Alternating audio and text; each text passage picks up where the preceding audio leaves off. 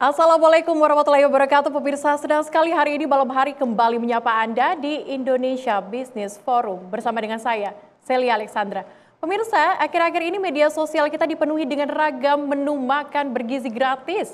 Ya memang sudah tanggal 6 Januari memang sudah dilakukan dan dilancarkan di Indonesia. 71 triliun ini dana yang akan digunakan untuk program makan bergizi gratis. Banyak pihak yang terlibat pemirsa, mulai dari pedagang, pemasok, dan juga sampai pendistribusiannya. Bagaimana kemudian dampak ekonominya, kami akan bahas di Indonesia Business Forum pada malam hari ini dengan sejumlah narasumber yang relevan. Ada Pak Dadan Hindayan di sini. Hindayana, selamat malam Pak. Kepala Badan Gizi Nasional. Apa kabar Pak? Tampaknya Pak Dadan nih sibuk ya Pak ya akhir-akhir ini ya? Ya begitu, karena program ini sudah berjalan mulai tanggal 6. Ya. Kami sudah melakukan persiapan kan dari Februari 2024 ya. Oke, persiapan begitu banyak Pak. Ya. Dan juga di sini ada Ibu Afiliadi, Wakil Ketua Umum dari Kadin Indonesia. Selamat malam Bu Afi. Malam Kak Celia.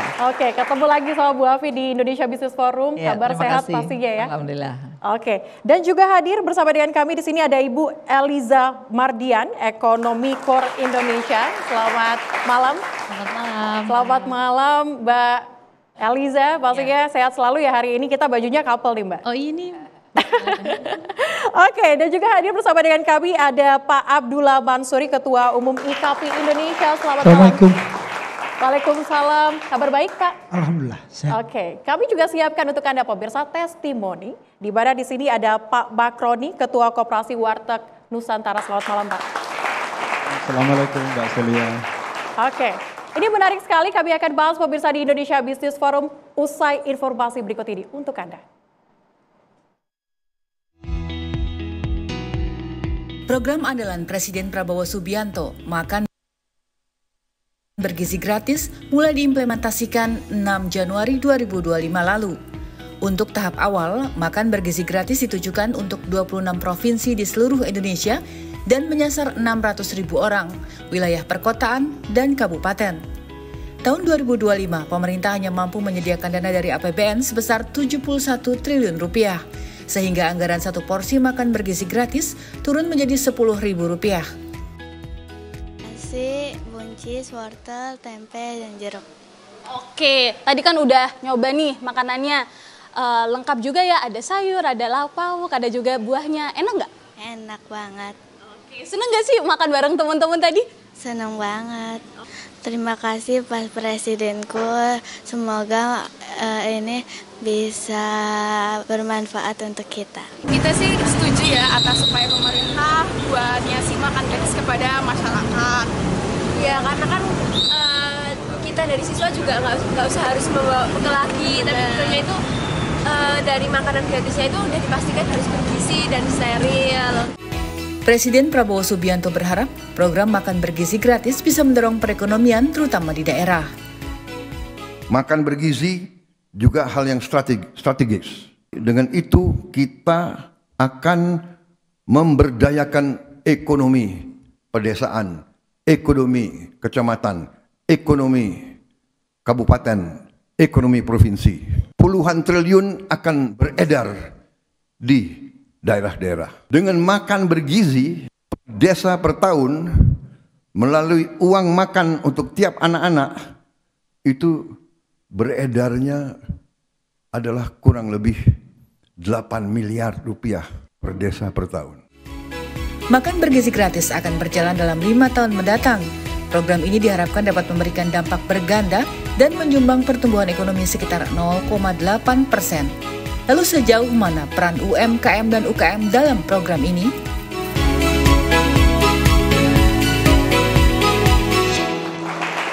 Wah, luar biasa sekali pemirsa, ini kemudian yang menjadi pertanyaan kita pada malam hari ini, sudah sejauh mana program makan bergizi gratis ini dilakukan?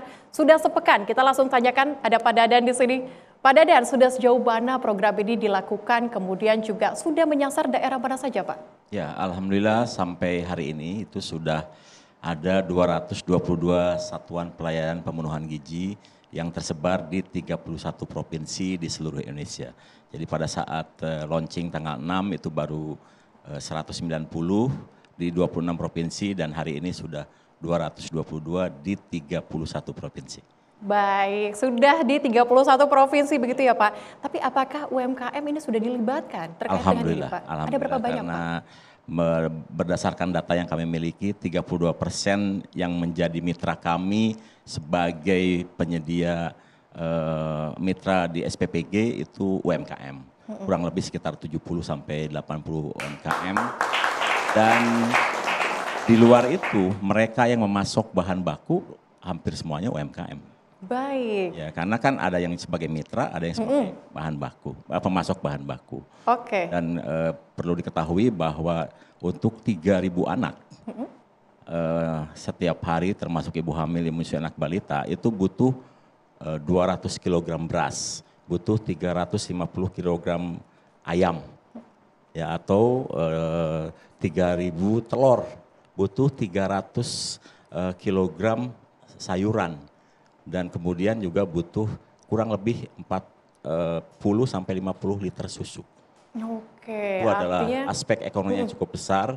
Tadi Pak Presiden sudah menyampaikan di setiap satuan pelayanan nanti akan mengelola uang antara 8 sampai 10 miliar. Dan 85%-nya itu adalah dibelanjakan untuk bahan baku. Dan bahan bakunya 95% adalah produk-produk pertanian.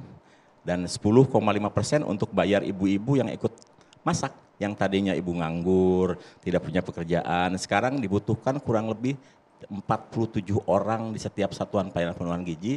Ibu-ibu dan bapak-bapak yang bisa ikut terlibat sebagai relawan. Dan itu dari tadinya tidak punya pendapatan jadi punya pendapatan. baik, artinya sudah 32% ya. Kami tarik tadi kesimpulannya 32% pemirsa ini yang dilibatkan UMKM. Kita langsung tanyakan di sini ada UMKM begitu Pak dari Ketua Koperasi Warteg Nusantara Pak Mukroni.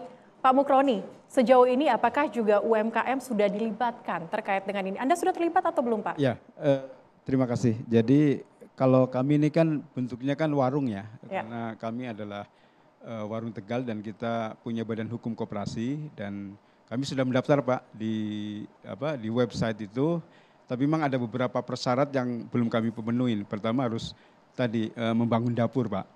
Sementara kami sudah punya dapur sendiri di 50.000 outlet di Jabodetabek gitu kan. Jadi kalau kita perhitungan realistis, mohon maaf ya, kita kan pengen, tapi kan kita sudah investasi di tiap-tiap anggota gitu kan. Jadi kelihatannya kita tidak bisa memenuhi untuk membangun dapur, itu satu. Yang kedua, kita sebenarnya kan punya dapur-dapur di outlet itu. Jadi 50.000 outlet itu, mohon maaf ini Pak Dadan ini, dari sejak Nusantara sampai Indonesia sampai sekarang ini belum ada orang makan di warteg itu kena racun, kena apa. Jadi artinya bahwa standar kami itu sudah alhamdulillah, cuma mungkin nanti ada beberapa inilah persyarat kesehatan dan sebagainya.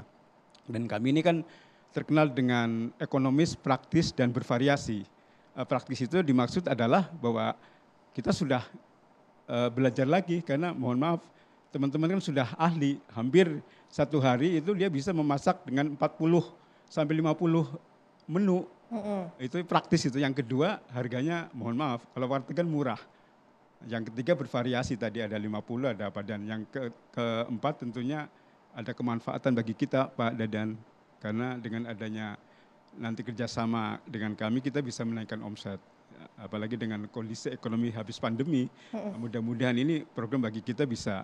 Mungkin ini berproses Pak Dadan, barangkali nanti kita prosesnya berkelanjutan ya mohon ya diikutkan, digabungkan. Karena memang kita skalanya nggak bisa kalau untuk membuat dapur terus terang. Tapi kalau kita diikutkan dengan tadi sisi praktis, sisi ekonomis dan bervariasi insya Allah kita sanggup. Karena kita sudah ratusan, mungkin puluhan tahun kita sudah berusaha itu. Terima kasih. Oke, berarti kendalanya adalah untuk dapur itu ya Pak. Tapi sudah berusaha atau sudah mencoba untuk mengajukan atau seperti apa Pak? Ya, karena mohon maaf ya, ini kan program yang kita mendukung bahwa ini adalah program yang diinisiasi oleh Pak Presiden Prabowo dan ini sangat baik sekali gitu kan untuk memberi asupan kepada kaum rentan seperti ibu hamil, anak balita dan ibu menyusui dan ini kami akan dukung.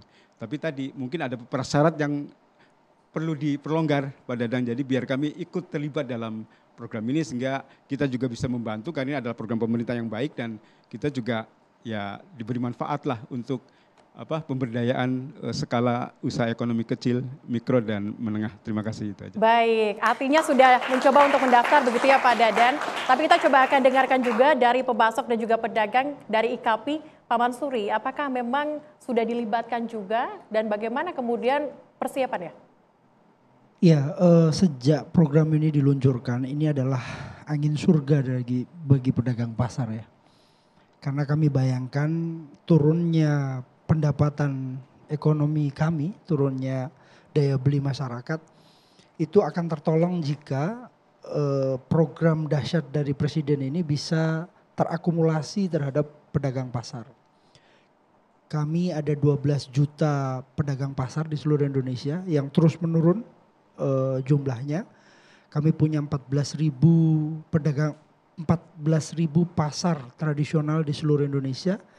Dan itu ada di desa-desa. Dan memang sampai saat ini kami terus berusaha untuk mencoba beraudiensi dengan Pak Prof Dadan, tapi memang belum dapat jadwal mungkin karena sibuk beliau.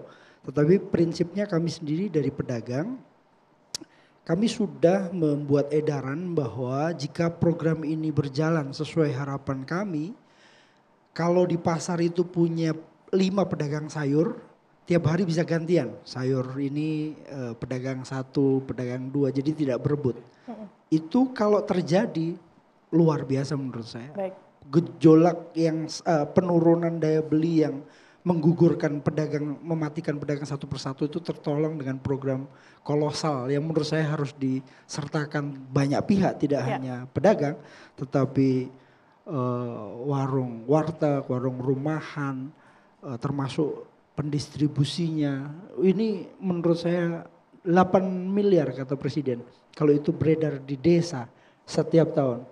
Menurut saya banyak orang yang akan pulang kampung untuk ikut memastikan bahwa usaha di kampung lebih baik. Tapi memang saya harus akui sampai detik ini pedagang belum memberikan laporan bahwa dilibatkan dalam proses mendistribusikan barang-barang. Dan kami garanti bahwa pedagang kami siap bahkan kalau diminta untuk mengirimkan barang ke titik-titik yang dibutuhkan, kami siap membantu mengirimkan, mendistribusikan langsung. Oke, baik. Artinya dari pemasok sudah siap begitu ya. Tapi nanti kita akan dengarkan juga dari Pak Dadan bagaimana kemudian kualifikasinya seperti apa untuk mendaftar dan ikut serta dalam program Makan Bergizi Gratis. Usai jeda berikut, tetaplah bersama kami. Usai jeda.